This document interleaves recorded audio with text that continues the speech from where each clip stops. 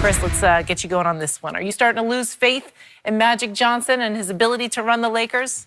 Look, this is Magic just being Magic. You know, I mean, he's a personable guy. And he knows a lot of guys around the league, especially the young players. And, you know, they look up to him, obviously, because he's such a great player. He's an icon. He's an icon, right. And so, and, you know, when he's been on Jimmy Kimmel and on the baseball show with David Ortiz and A-Rod, that's just Magic. It's almost like if you ask him about it, he's gonna probably tamper because he's gonna be himself and have fun. So, look, it's not a good look. He does have to temper that down. However, losing faith? No. No, not one iota, and here's why. Number one, he got LeBron James. He got LeBron James. Now, I believe LeBron wanted to go there anyway, but if the Lakers had still been run by Jim Buss and the front office was still viewed as a mess, I'm not sure LeBron would have gone there even if he had wanted to, because he does value a strong, solid front office. And when Magic came in and hired Rob Pelinka, he gave the Lakers a degree of credibility that was acceptable to LeBron James. And even if you think, well, he would have came anyway, it happened under Magic's watch. So like everything else, we give you credit for it. So he got LeBron James, number one. Number two, he drafted Kyle Kuzma, 27th. If there's one bright spot about the Lakers outside of LeBron, what is it? Kyle Kuzma, the 27th pick. He got Josh Hart with the 30th pick. Like, this notion that Magic is just making a mess of the Lakers is ridiculous. He's brought them back to relevance. If you don't like, and I'm not one that doesn't like Luke Walton, but if you don't like Luke Walton, if you don't like Brandon Ingram, guess what? That happened before Magic. That's not his issue. They were here before Magic Johnson. And I also was hearing before the trade deadline, Magic's on the clock. There's pressure on Magic to get this done before the deadline. I mean, yeah, of course he wanted to get it done, but pressure, it wasn't like it was right there for the taking and he really had a great chance of making it happen. I mean, he can't force the New Orleans Pelicans to make a trade. So I didn't think it was a slight or a knock on Magic Johnson that they didn't end up getting Anthony Davis before the trade deadline. We knew, Rob and I, we were like, I think the Pelicans would have been nuts to trade Anthony to the Lakers before the deadline. So I just think that a lot of people, if you step back and look at the situation, the Lakers have missed the playoffs, the last 5 or 6 years. Most people believe they will be back in the playoffs, and I think they'll be back in short order. Not me. Yeah, we know. But, but Magic, look, and if they don't get a free agent, is it going to be a failure? I mean, obviously you want to get one, but you still have LeBron. You still have some good young players that may develop. And, you know, then you start maybe making trades, or maybe they will get a free agent. We have to see what this summer brings. The free agent is a must. Well, it's a must to compete for a championship. But I'm saying what if they don't get it? Then what? You don't throw in the towel, and it doesn't mean they fail. Well, you can never throw in the towel, but I think that's a major problem. Well, okay, let's go there. Since you brought that up. You brought it up. No, it takes time. It takes time. Danny Ainge, Trader Danny, he's viewed as one of the best front office people in the NBA. He's been in Boston since 2003. He's got one championship. And in Boston, as in LA, that's how you measure success. Yeah, it's not being in the playoffs perennially. It's not having a lot of draft picks and prior young to that players. one championship, they had a 19-year drought in Boston. So Danny Ainge. So what? He still won I get it. Even if they didn't have any. He's brought him one championship in, what is that?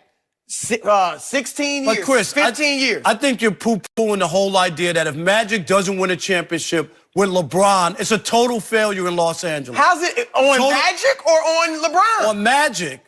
The whole thing, if they can't get the other pieces to go with LeBron, it's going to be on Magic. LeBron's not 25 years old. No, so they didn't bring him trying here. To put the pieces around him now. But it's going to be on Magic. They both bear some responsibility. But if they don't win the championship, it's going to be more on Magic than on LeBron. If Magic can't get the pieces, It's and the question is, have we lost faith, or we're starting to lose faith? Thank you for bringing us back. Yeah, absolutely.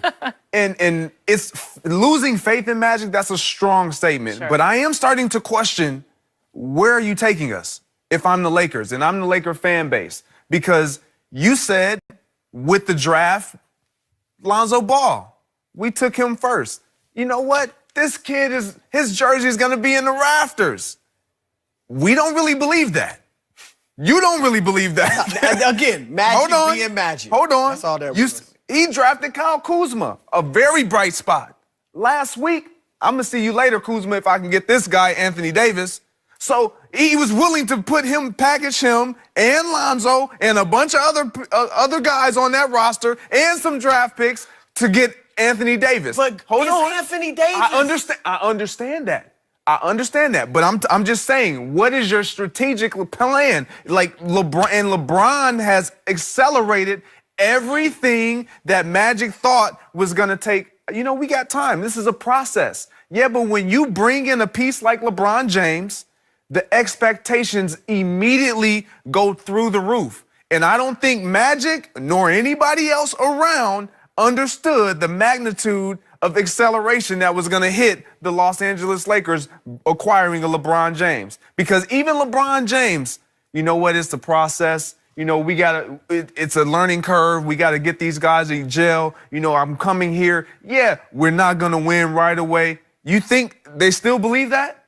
That's not the way they're carrying themselves. They're carrying themselves as if, you know, we're scrambling. We're trying to figure it out on the fly now because Paul George fell through. We thought we would have acquired Paul George. He was the first available. He could have came right now. Then Jimmy Butler's like, I don't know if I want to go over there. Kawhi Leonard, I don't want to. I would rather go to the Clippers. All these superstars who we thought would be an attraction because we got LeBron James. We got the greatest superstar.